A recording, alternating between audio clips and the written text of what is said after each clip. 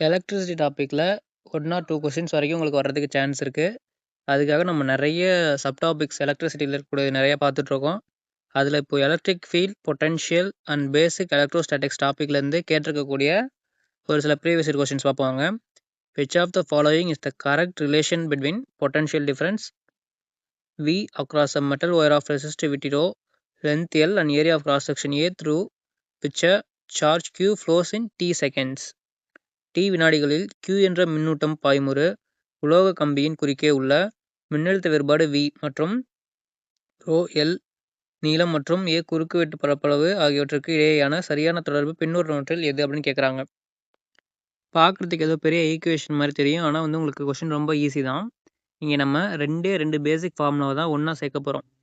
Ohm's law படி நமக்கு நல்லாவே தெரியும், potential difference V is equal to IR அப்படின்னு சொல்லிட்டு. கரெக்டு தானே? இதில் வந்து பார்த்தீங்க அப்படின்னா இதில் இருக்கக்கூடிய இந்த கரண்ட்டு அப்புறம் ரெசிஸ்டன்ஸுக்கு பதிலாக நம்ம மற்ற வேல்யூஸை இங்கே போடணும். கரண்ட்னா என்ன? Flow of electrons.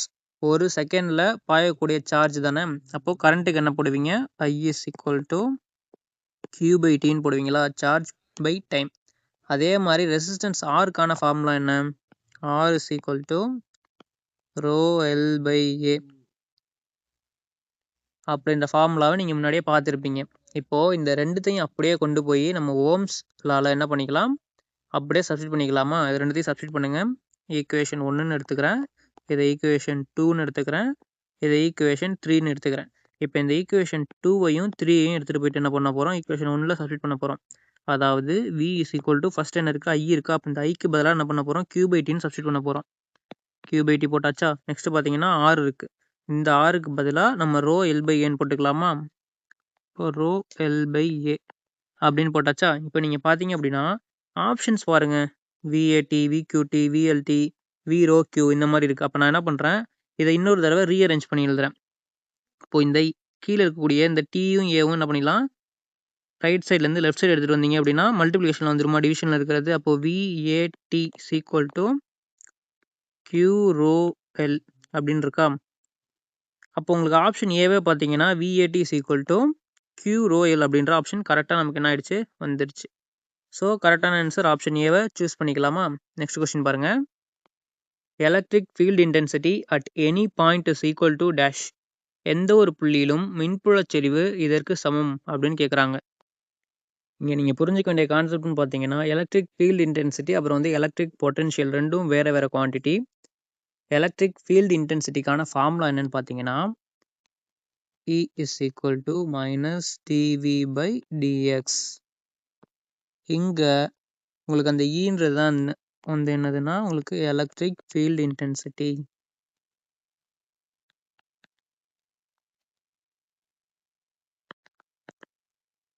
இந்த dV/dxன்னு இருக்குது பார்த்தீங்களா? இது வந்து உங்களுக்கு பொட்டன்ஷியல் கிரேடியன்ட்.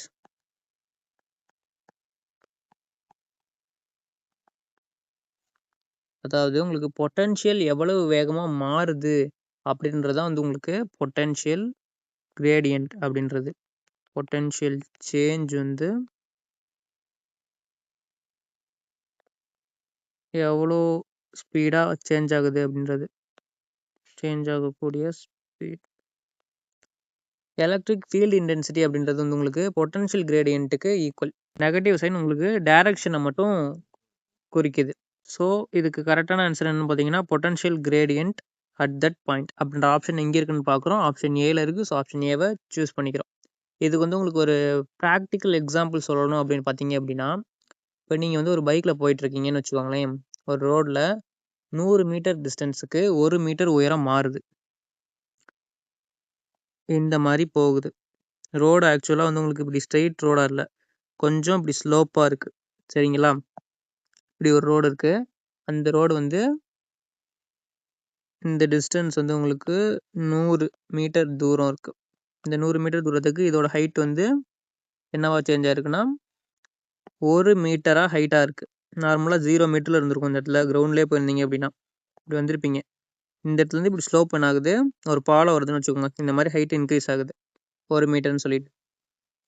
இன்னொரு ரோடு எடுத்துக்கோங்க. இது வந்து உங்களுக்கு ரோடு 1, இன்னொன்று வந்து உங்களுக்கு ரோடு 2. இப்படி வந்துட்டு இருக்கீங்க. ரோடு திரும்ப கிராஸ் ஹைட் ஆகுது. ஆனால் இப்போ என்ன ஆகுதுன்னா ரொம்ப ஹைட் கொஞ்சம் இன்க்ரீஸ் ஆகுது. அந்த ஹைட் வந்து ஒரு 20 மீட்டர் மாறுதுன்னு வச்சுக்கோங்களேன். இது வந்து ரோட் 2.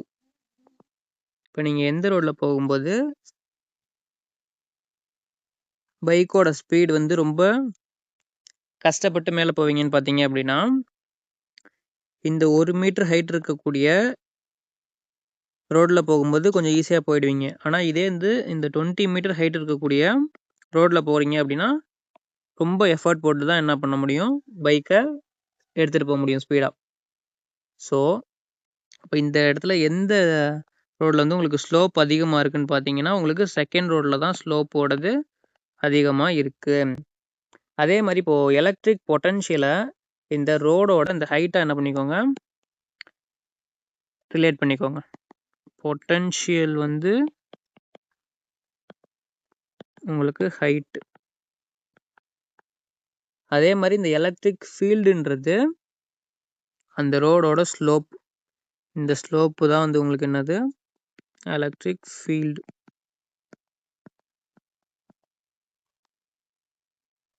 இப்போ வந்து பொட்டன்ஷியல் வந்து உங்களுக்கு 100 வோல்டேஜ் இருக்குன்னு வச்சுக்கோங்களேன்.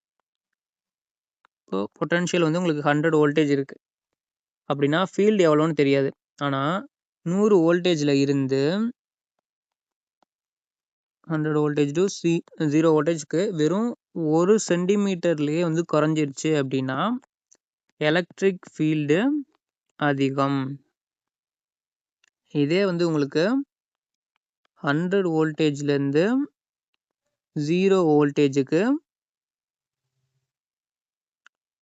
1 கிலோமீட்டருக்கு அப்புறம் குறையுது அப்படின்னு வச்சுக்கோங்களேன், அங்கே எலக்ட்ரிக் ஃபீல்டு கம்மியாக இருக்கும். இதான் வந்து உங்களுக்கு கான்செப்ட். எலக்ட்ரிக் ஃபீல்டுன்றது உங்களுக்கு பொட்டன்ஷியல் எவ்வளவு இருக்குது அப்படின்றது கிடையாது, பொட்டன்ஷியல் எவ்வளோ வேகமாக மாறுது அப்படின்றது தான். இதே வந்து எலக்ட்ரிக் ஃபீல்டு இன்டென்சிட்டின்றது தான் உங்களுக்கு என்னது, பொட்டன்ஷியல் கிரேடியன்ட்னு சொல்கிறோம். ஓகேங்களா? நெக்ஸ்ட் கொஸ்டின் பாருங்க. If 1 ampere current flows in a circuit, the number of electrons flowing through this circuit is. ஒரு மின்சுற்றில் ஒரு 1 ஆம்பியர் மின்னோட்டம் பாய்ந்தால் அந்த சுற்றின் வழியே பாயும் எலக்ட்ரான்களின் எண்ணிக்கை என்னன்னு கேட்குறாங்க. நாம் இங்கே யூஸ் பண்ணக்கூடிய கான்செப்ட் என்னன்னு பார்த்தீங்கன்னா, குவான்டிசேஷன் ஆஃப் சார்ஜ் அப்படின்ற கான்செப்ட் தான் என்ன பண்ண போகிறோம், யூஸ் பண்ண போகிறோம்.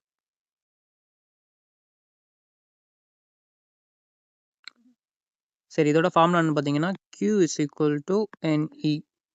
இங்கே Q அப்படின்றது வந்து உங்களுக்கு டோட்டல் சார்ஜ், என்னன்றது உங்களுக்கு எலக்ட்ரான்ஸோட கவுண்ட்,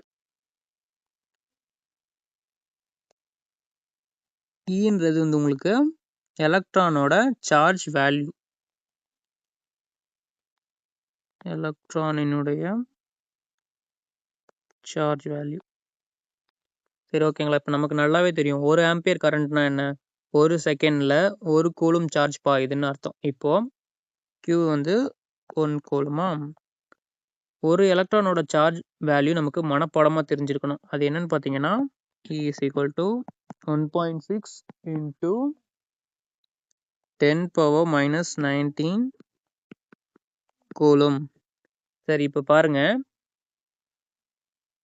நமக்கு தேவை எலக்ட்ரான்ஸோட எண்ணிக்கை எண்ணு தான். அப்போது ஃபார்முலாவை நமக்கு எண்ணுக்கு ஏற்ற மாதிரி நம்ம என்ன பண்ணிக்கலாம், மாற்றி எழுதிக்கலாமா. Q is equal to NEயில் எண்ணை மட்டும் ஒரு சைடு வச்சுக்கோங்க, இந்த E இந்த பக்கம் கொடுத்துருவாங்க. அப்போ E வந்து மல்டிப்ளிகேஷனில் இருக்குது, கீழே வரும்போது Q/Eன்னு டிவிஷனில் வந்துடும். அப்போ என்னோட வேல்யூ. இப்போ நம்ம என்ன பண்ணிடலாம், வேல்யூ சப்ஸ்டிட் பண்ணிடலாமா. இப்போது எண் இருக்கட்டும், Qக்கு பதிலாக என்னன்னு சப்ஸ்டிட் பண்ணிக்கலாம், 1ன்னு சப்ஸ்டிட் பண்ணிக்கலாமா. அப்புறம் எலக்ட்ரான்ஸோட வேல்யூக்கு பதிலாக 1.6 into 10⁻⁻19 அப்படின்றக்க இந்த 10⁻⁻19 மேலே எடுத்து வந்துட்டிங்கன்னா 10⁻+19 வந்துருமா. அப்போ நான் 10⁻+19 எடுத்துக்கிறேன். இங்கே 1/1.6ன்னு இருக்குது. இப்போ நான் என்ன பண்ணிக்கிறேன், மேலே கீழே ரெண்டுத்துலேயும் மல்டிபிள் டு 10 பண்ணுறேன் அப்படின்னா மேலே வந்து மல்டிபிள் டு 10, 1 into 10 10 ஆகிடும். இங்கே மல்டிபிள் டு 10 கீழே பண்ணும்போது இந்த 0.6 ரிமூவ் பண்ணிட்டு 16 ஆகிடுமா. அப்போது உங்களுக்கு என்னென்னு கிடைக்கும், 10 divided by n is equal to 10 divided by 16 into 10⁻⁻19 உங்களுக்கு +19 இருந்திருக்கும். இப்போது 10/16 பண்ணிங்கன்னா உங்களுக்கு என்ன கிடைக்கும், 0.625 அப்படின்னு வேல்யூ கிடச்சிருக்கும், இன்ட்டு 10⁻19 அப்படின்னு நம்பர் ஆஃப் எலக்ட்ரான்ஸோட வேல்யூ உங்களுக்கு கிடச்சிருக்கும். இப்போ 0.625 இன்ட்டு 10⁻19 அப்படின்ற ஆப்ஷன் எங்கே இருக்குது அப்படின்னு பாருங்கள். 0.625 இன்ட்டு 10⁻19 உங்களுக்கு ஆப்ஷன் ஏல இருக்குது. ஸோ ஆப்ஷன் ஏவை சூஸ் பண்ணிக்கலாமா? இதே வந்து உங்களுக்கு எக்ஸாம்ஸில் சம்டைம்ஸ் மாற்றி கூட என்ன பண்ணுவாங்க, பாயிண்ட் ஒரு டிஜிட் இப்படி தள்ளி எடுத்துகிட்டு 6.25 இன்ட்டு 10⁻18 கூட ஆப்ஷனில் கேட்கலாம். ரெண்டுமே ஒன்று தான். பட் ஆனால் நமக்கு ஆப்ஷன்லேயே கரெக்டாக கொடுத்துருக்கனால நம்ம என்ன பண்ணிக்கிறோம், ஆப்ஷன் ஏவே கரெக்டாக சூஸ் பண்ணிக்கிறோம். நெக்ஸ்ட் கொஸ்டின் பாருங்கள். What is the charge of a stable atom? ஒரு நிலையான அணுவின் மின்னூட்டம் என்ன அப்படின்னு கேட்குறாங்க. ஒரு நிலையான அணுவோட மின்னூட்டம் வந்து ஆட்டமோட சார்ஜ் என்னன்னு கேட்குறாங்க. பாசிட்டிவா இல்லை நெகட்டிவா இல்லை எதுவும் இருக்காதான்னு கண்டுபிடிக்கணும். நம்ம இங்கே புரிஞ்சுக்க வேண்டிய கான்செப்ட் அணுவோட கட்டமைப்பு. இப்போ வந்து இந்த ஆட்டமோட ஸ்ட்ரக்சர் எப்படி இருக்குன்றதை நீங்கள் என்ன பண்ணிக்கணும், ஃபஸ்ட்டு பார்க்கணும். அதாவது இந்த அட்டாமிக் ஸ்ட்ரக்சர் ஒரு அணுன்னு எடுத்துக்கிட்டிங்க அப்படின்னா அதுக்குள்ள இருக்க 3 முக்கியமான துகள்கள் இருக்கும். அது என்னன்னு பார்த்தீங்கன்னா, ஒன்று புரோட்டான், இன்னொன்று பார்த்தீங்கன்னா எலக்ட்ரான், மூணாவது பார்த்தீங்கன்னா நியூட்ரான். இதில் புரோட்டானுக்கு பாசிட்டிவ் சார்ஜ் இருக்கும், எலக்ட்ரானுக்கு நெகட்டிவ் சார்ஜ் இருக்குன்னு உங்களுக்கு தெரியும். இதே மாதிரி நியூட்ரானுக்கு பார்த்தீங்கன்னா எதுவுமே இருக்காது, நியூட்ரல் 0. சரி, இப்போ பாருங்கள், ஒரு அணு நிலையா அல்லது ஸ்டேபிளாக இருக்குது அப்படின்னா என்ன அர்த்தம்? அது இன்னும் எந்த எலக்ட்ரானையும் யாருக்கும் கொடுக்கல, யாருக்கிட்ட இருந்தும் வாங்கவும் இல்லைன்னு அர்த்தம். ஒரு சாதாரண நிலையான அணுவில் உள்ளே இருக்கக்கூடிய புரோட்டான்ஸோட எண்ணிக்கையும் வெளியே சுற்றி இருக்கக்கூடிய எலக்ட்ரான்ஸோட எண்ணிக்கையும் எப்போ உங்களுக்கு ஈக்குவலாக தான் இருக்கும். அப்படி இருந்தால் தான் proton is equal to electron. 5 protons இருக்குது அப்படின்னா 5 எலக்ட்ரான்ஸும் இருக்கும். ஓகேங்களா? அதாவது நீங்கள் 5 புரோட்டான்ஸையும் 5 எலக்ட்ரான்ஸையும் ரெண்டு சேர்த்திங்கன்னா நியூட்ரல் ஆகிடும், அதாவது 0 ஆகிடும். மொத்த சார்ஜு கேன்சல். இதனால தான் ஒரு நிலையான அணு எப்போவுமே ஒரு நடுநிலையாக இருக்கும்.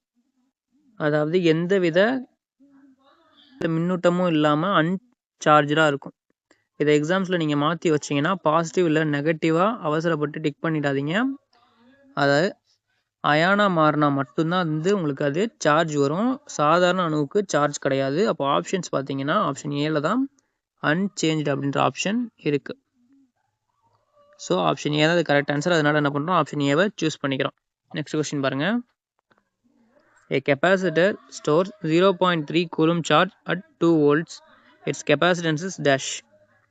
ஒரு மின்தேக்கி 2 வோல்டேஜ் மின்னழுத்தத்தில் 0.3 கூலும் மின்னோட்டத்தை சேமிக்கிறது எனில் அதன் மின்தேக்கு திறன் டேஷ் ஆகும்னு கேட்குறாங்க.